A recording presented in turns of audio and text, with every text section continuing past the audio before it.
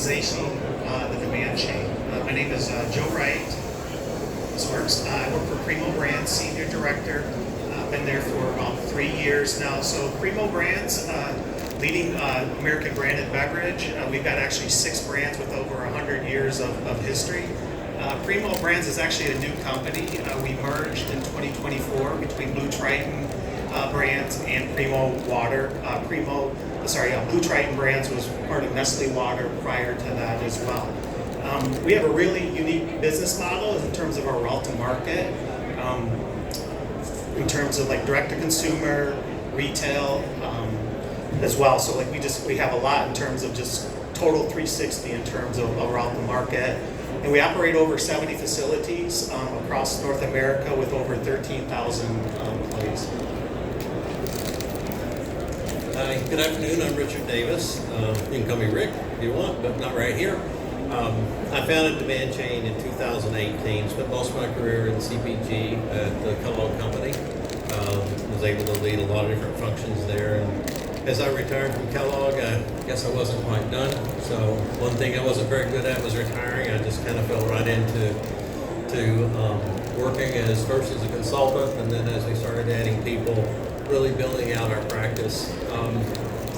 We now have about 60 contractors that work across our organization. We have 7 full-time employees, still growing. When we lead in with consulting, so we have about 1,500 years of experience across our team in CPG, predominantly in food and beverage. And as we have built out our practice, we've expanded into services where we're providing our technologies and expertise to smaller companies as well as consulting.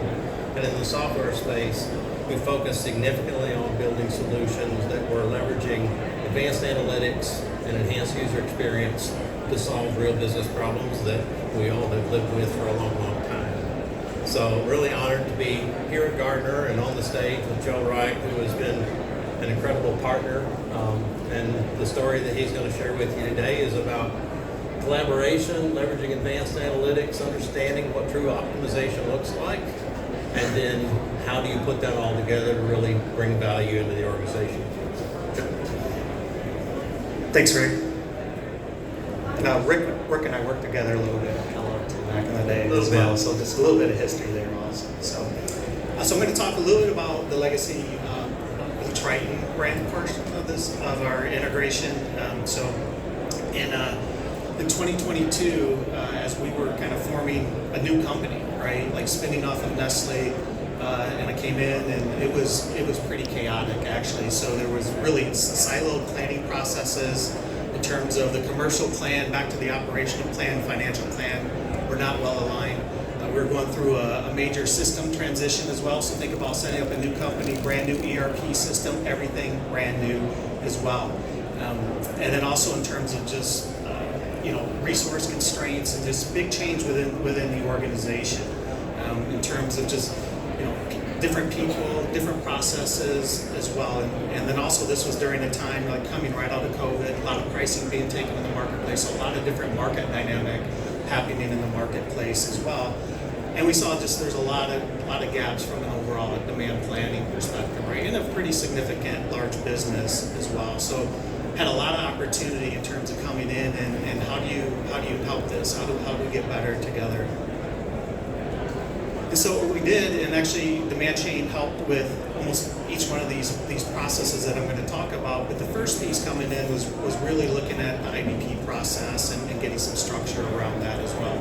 So we had done a setup, in terms of your standard integrated business planning, so a demand management process, supply planning, MBR as well. And really got organized around kind of looking at the future, understanding the current assumptions and key drivers of that business as well. Set up an S&OE process initially first, just the pure operational element of things as well. And then from there, we kind of looked at our overall SKU rationalization. So look at our SKUs, are we carrying the right product in the portfolio? What are some of the dogs in terms of just, from a SKU profitability perspective as well. So Demand Chain came in and helped us as we analyzed that. And then we were standing up a new trade promotion management system.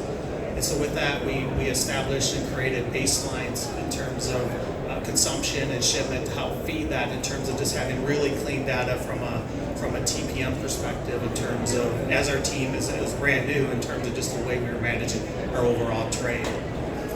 And so when I came in, in prior experience at Kellogg, we had done quite a bit, and demand sensing was one. I was like, man, this would be a really great opportunity, especially with our business. Like water, it's unbelievable how fast water sells in terms, right?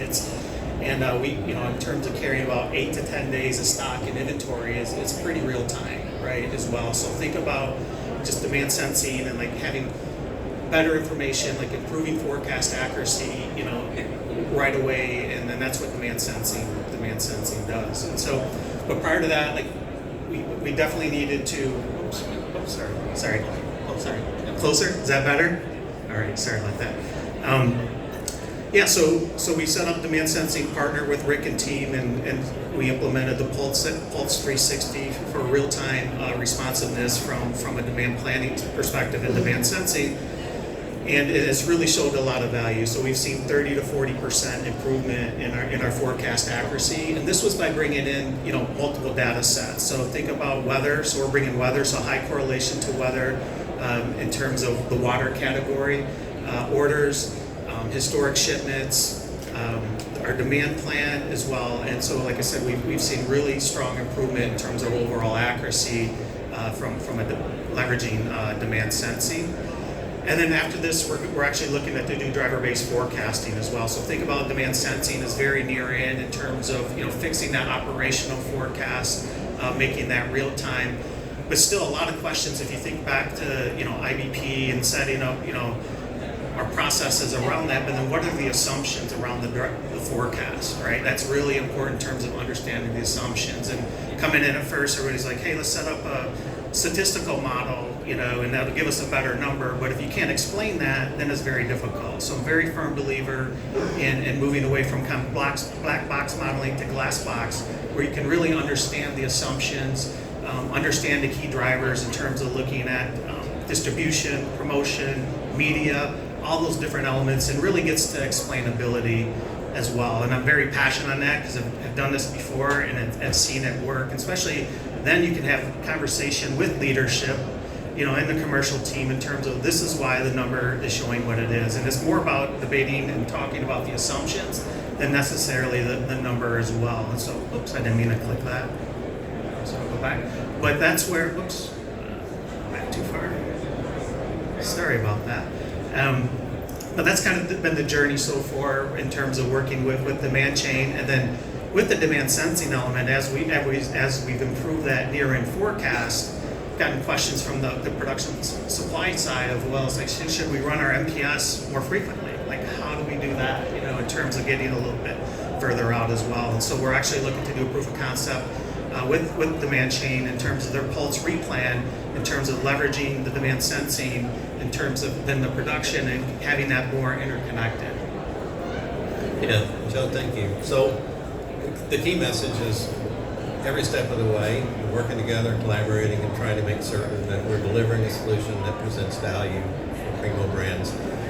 And I say that because we look at things a little bit differently. We're a company made up of practitioners with a strong advanced analytics practice, right? So instead of bringing advanced analytics but not understanding the business model, we've made it our job to really understand the business first and then apply the advanced analytics to solve the problem. That's kind of how we got started with Pulse 360 with the demand sensing engine, delivering significant value, driver-based forecasting about the longer-term horizon, ability to leverage that to generate value, a longer-term plan. And through an acquisition last fall, we acquired a technology out of Europe that is Pulse Replan. Pulse Replan is an AI engine optimizer that is taking your existing supply plan, production schedule, and optimizing it at the lowest level of detail to generate the most optimal production schedule possible. And working with Joe and having a partner like Primo Brands, where we can take these different modular solutions but connect them, is where you unlock the power of optimization. You identify a business problem. You already have an enterprise planning system, perhaps, but we can take these modules and then apply them at the specific areas where the business experiences pain, and then leverage them to improve the quality of the plan as we then take it out to execution. And the unlock is really exponential when you start to connect the different optimization engines together. Right? So you can go do demand sensing. For 15 years, companies have a hard time understanding what do I do with it. Okay, I've lowered some inventory, I've improved my transportation planning, but I'm not really affecting production because supply plans already has their plan. We have the opportunity to take the demand sensing engine, which is writing your forecast at the item, location, date, customer level for the next couple of months, and feed that directly into Pulsate Replan, which is now re-optimizing your production schedule to the minute. So now you unlock the true value by putting two optimization engines together. Everybody talks about AI. AI is in our name. We look at AI a little differently. We focus on it in two ways. One is user experience, to make certain that the customer is getting the best experience possible, because we know that's what drives adoption. And second, it's about the decision logic we build in the back end to automate some of those decision processes so that the outcomes are better. So, thank you, Joe. You want to talk through just the little data external I can stuff? talk about this too. I can talk about this all day. Yeah, well, we do talk about it all day sometimes, don't we?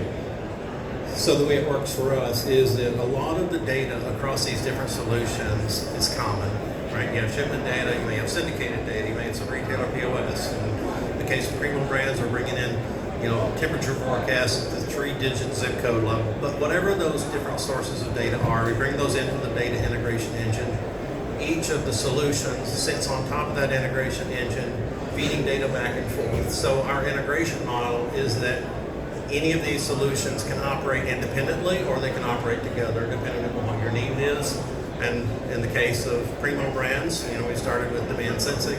We're now on lock driver-based forecasting, and then with the pilot on Replan. All of these will appear to be working as one, while we have the ability to disconnect them and operate them modularly.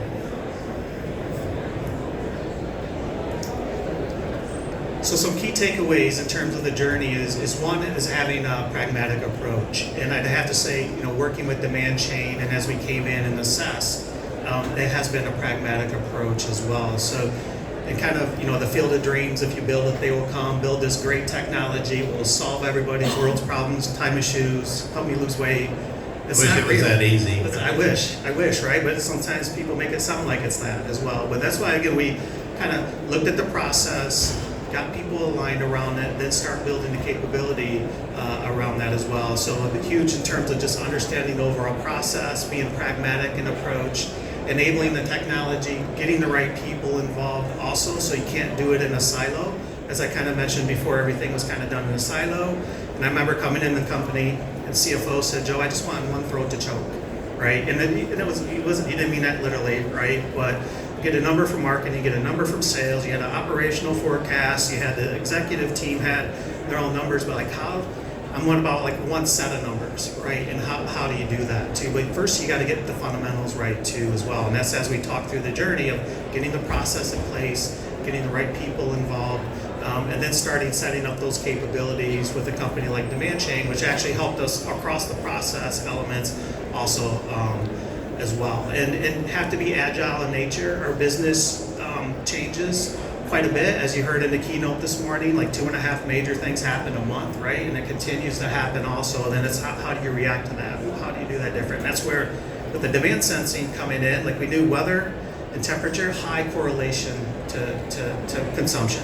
Crazy, right? I had never seen anything like it. But now we're actually building that in to operational forecast instead of having an analyst try to figure out, hey, I think it's going to do this, we need this amount. We actually built that into the model. We built the process around that then to be able to actually action that as well. And then the last piece is really, it's around continuous improvement and continuing to evolve from a key takeaway perspective.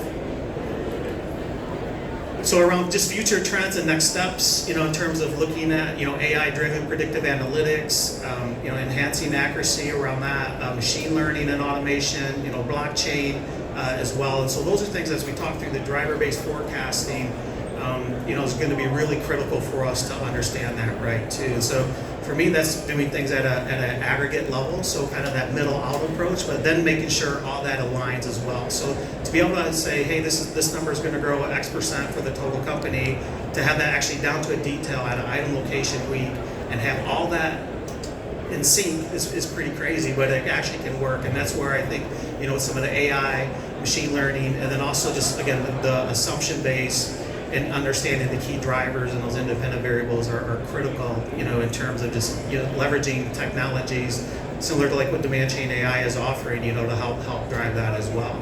And so that's in terms of, for us, just in terms of expanding AI driven, in terms of doing this across our categories, because it's kind of you can't do everything at once, a pretty big organization as well, so a little bit of test and learn also. And then, we're also, again, real-time demand sensing too. So I think, there's a lot of opportunity, and I've talked a lot this in the past too, of retailer collaboration, right? So we have all this data, we're running these models. Guess what? Our customers are running the same type of data as well. Like, how do we integrate that? How do we get to more leading indicators and lagging indicators in terms of real-time consumer data? And think about, I talked about earlier, like we deliver direct to households, right? Like, we have a lot of great information in terms of understanding those leading, lagging.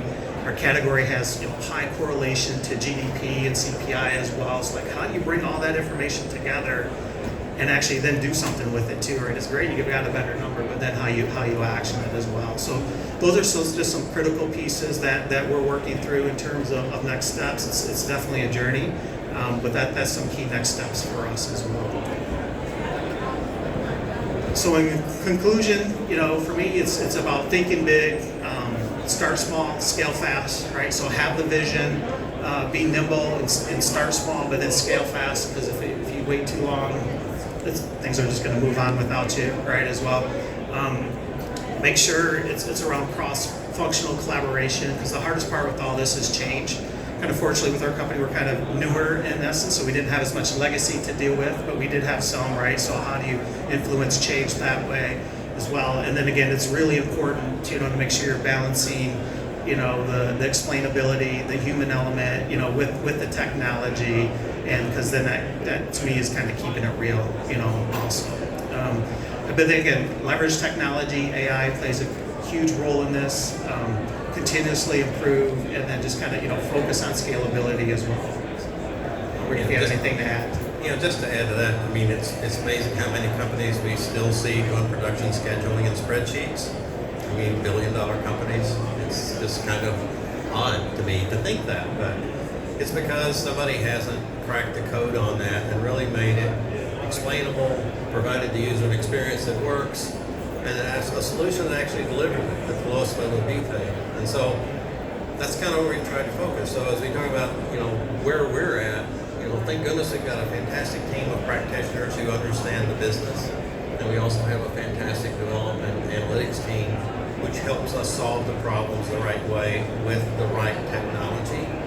And then probably most important of all for us as a young company, having a partner, a customer like Primo Brands, and somebody who collaborates with us like Joe that says exactly what he needs and then lets us go off in our room and make sure that we're doing it that way, has been really helpful, because we had ideas and premises about what our software should do and the problems we think we should solve, but until you actually listen to what people are telling you, you probably are going to miss it by a little, at the very least, right? So we don't want to operate in a vacuum. We don't want to develop a vacuum. And we're just, Joe, thank you very much for being such a good partner and helping us build out what I think are some really incredible, valuable solutions.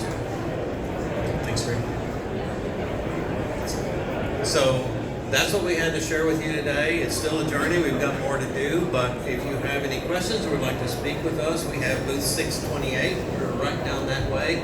We're still little guys, so we don't have one of those great big things that's in the middle of the floor, but we're really proud to be here. Joe, thank you very much for being a part of this.